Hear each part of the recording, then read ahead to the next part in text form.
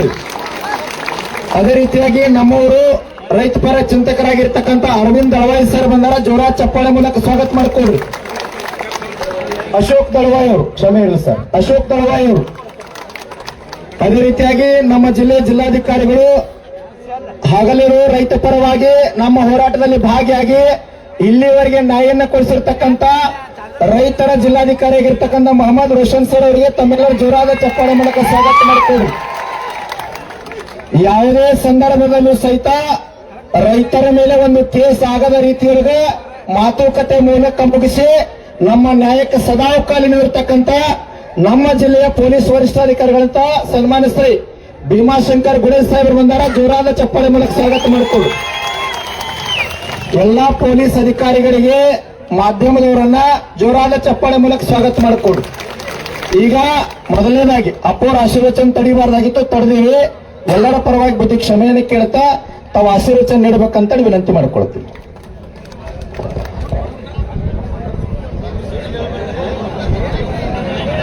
ಈ ಭವ್ಯ ವೇದಿಕೆಗೆ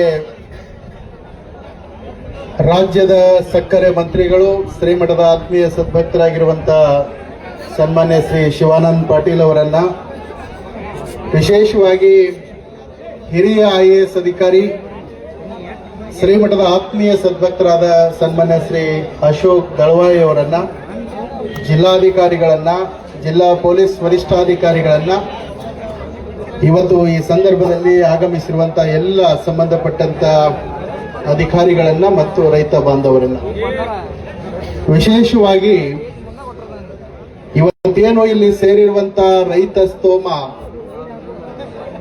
ಮೊನ್ನೆ ನಡೆದಂತ ಒಂದು ಸಭೆಯಲ್ಲಿ ಸನ್ಮಾನ್ಯ ಶ್ರೀ ಶಿವಾನಂದ ಪಾಟೀಲ್ರು ಈ ವೇದಿಕೆಗೆ ಬಂದು ಒಂದು ಮಾತನ್ನ ಹೇಳಿರ್ತಕ್ಕಂಥದ್ದು.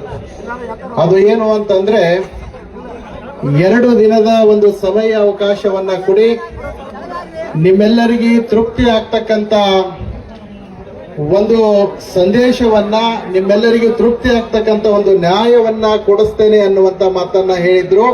ಆ ಕೊಟ್ಟ ಮಾತಿನ ತಕ್ಕ ಇವತ್ತು ನಿಮ್ಮೆಲ್ಲರಿಗೆ ತೃಪ್ತಿ ಆಗುವಂತ ಒಂದು ಬೆಲೆಯನ್ನ ನಿಗದಿ ಮಾಡಿರ್ತಕ್ಕಂಥದಕ್ಕೆ ಎಲ್ಲ ರೈತರ ಪರವಾಗಿ ಶಿವಾನಂದ ಪಾಟೀಲ್ ಅವರಿಗೆ ಅಭಿನಂದನೆಗಳನ್ನ ಸಮರ್ಪಣೆ ಮಾಡ್ತೇನೆ. ಜೊತೆಗೆ ನಿಮ್ಮೆಲ್ಲರಿಗೂ ಒಂದು ನ್ಯಾಯವನ್ನ ಕೊಟ್ಟಿರುವಂತ ಈ ರಾಜ್ಯದ ಮುಖ್ಯಮಂತ್ರಿಗಳು, ಅವರಿಗೂ ಕೂಡ ಈ ಸಂದರ್ಭದಲ್ಲಿ ಸೇರಿರುವಂತಹ ಸಮಸ್ತ ರೈತ ಬಾಂಧವರ ವತಿಯಿಂದ ಸರ್ಕಾರಕ್ಕೂ ಕೂಡ ಒಂದು ಅಭಿನಂದನೆಯನ್ನ ಸಲ್ಲಿಸ್ತೇನೆ. ಇವತ್ತು ವಿಶೇಷವಾಗಿ ರೈತರು ತಮ್ಮ ಭಾವನೆಗಳನ್ನ 10 ದಿವಸಗಳ ಮುಖಾಂತರವಾಗಿ ಬಿಸಿಲದಲ್ಲಿ ಕುಂತು ನೀವೆಲ್ಲರೂ ನಿಮ್ಮ ಬೇಡಿಕೆಯನ್ನ ಸರ್ಕಾರದ ಮುಂದೆ ಇಟ್ಟಿರುವಂತಹ ಸಂದರ್ಭದಲ್ಲಿ ಇವತ್ತು ಸರ್ಕಾರ ಅದನ್ನ ಬಹಳ ಗಂಭೀರವಾಗಿ ಪರಿಗಣಿಸಿ ನಿಮಗೆ ಸೂಕ್ತವಾದಂತಹ ನ್ಯಾಯವನ್ನ ಕೊಟ್ಟಿರ್ತಕ್ಕಂಥದ್ದು ನಮ್ಮೆಲ್ಲರಿಗೂ ಬಹಳ ಸಂತೋಷವನ್ನ ತಂದಿರ್ತಕ್ಕಂಥದ್ದು. ಕಳೆದ ಡಿಸೆಂಬರ್ 1ನೇ ತಾರೀಕು ಮುಗುಳುಕೋಟದಲ್ಲಿ ಈ ಭಾಗದ ಎಲ್ಲ ರೈತರಿಗೆ ಸೇರಿಸಿ ಪುಷ್ಪವೃಷ್ಟಿಯನ್ನ ಮಾಡೋದರ ಮುಖಾಂತರ ಯಲ್ಲಾಲಿಂಗ ಪ್ರಭುಗಳ ಪುಣ್ಯ ಭೂಮಿಯಲ್ಲಿ ಅವರ ಆಶೀರ್ವಾದ ನಮ್ಮೆಲ್ಲ ರೈತ ಕುಲಕ್ಕೆ ಆಗ್ಬೇಕು ಅನ್ನುವಂತ ಭಾವನೆಯನ್ನು ಇಟ್ಟುಕೊಂಡು ಪುಷ್ಪವೃಷ್ಟಿಯನ್ನ ಮಾಡಿರ್ತಕ್ಕಂಥದ್ದು. ಬಹುಶಃ ಆ ಪುಷ್ಪವೃಷ್ಟಿಯನ್ನ ನಿನ್ನಿನ ದಿನ ಏನು ನಮ್ಮ ರೈತರಿಗೆ ನ್ಯಾಯವನ್ನ ಸಿಕ್ಕಿರ್ತಕ್ಕಂತ ಒಂದು ದಿನ ಇತ್ತು, ನಿನ್ನಿನ ದಿನ. ಅದು ಬಹುಶಃ 342 ದಿವಸಗಳಾಗಿತ್ತು ನಿಮ್ಮ ತಲೆ ಮೇಲೆ ಪುಷ್ಪವೃಷ್ಟಿಯನ್ನ ಮಾಡಿ.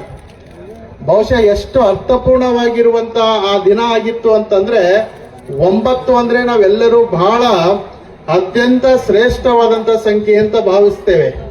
ಹಾಗಾಗಿ ನಮ್ಮ ರೈತ ಹೋರಾಟ ಪ್ರಾರಂಭ ಆಗಿದ್ದು ಕೂಡ ನಿನ್ನಿನವರೆಗೆ 9 ದಿನ ಆಗಿತ್ತು. ಮುಗುಳುಕೋಟದಲ್ಲಿ ಪುಷ್ಪವೃಷ್ಟಿಯನ್ನ ಮಾಡಿರ್ತಕ್ಕಂಥದ್ದು 342 ದಿನಗಳಾಗಿತ್ತು.